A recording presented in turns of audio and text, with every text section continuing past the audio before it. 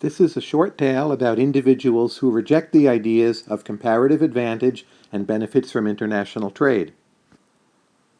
In the 1970s, Saudi Arabia ended up as a much wealthier country, in large part because the price of oil had gone up so much.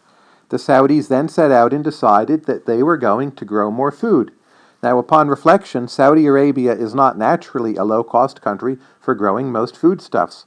The Kingdom of Saudi Arabia essentially has no lakes or rivers to speak of, and only a small part of the country gets enough natural rainfall to grow food. So for the most part, a decision to grow more food in Saudi Arabia meant a decision to subsidize water irrigation.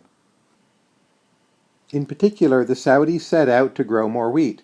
Over the years 1980 to 1992, they expanded their wheat production by a factor of 29. Saudi Arabia became the sixth largest wheat exporter in the world. They were even exporting wheat to the Soviet Union. How did such a dry country manage this? Well, they did it by massive subsidies to wheat growing and massive subsidies to water irrigation for wheat.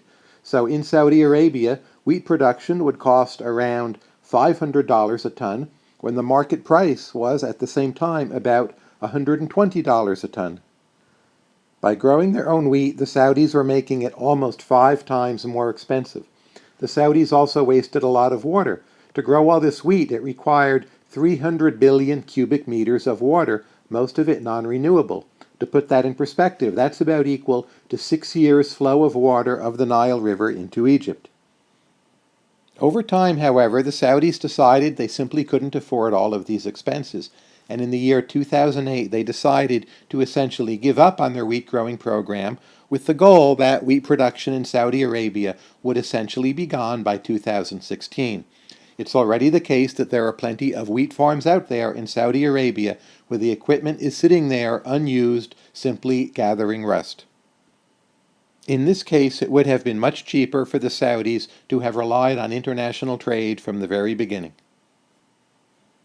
The Saudis made this mistake of starting to grow wheat in the first place, in part because they thought they could achieve national self-sufficiency, in part because they could show the population that they were somehow modernizing as a nation, in part because they simply got carried away from having so much surplus cash, and also because subsidizing wheat was a way of handing out goodies to a growing farm lobby.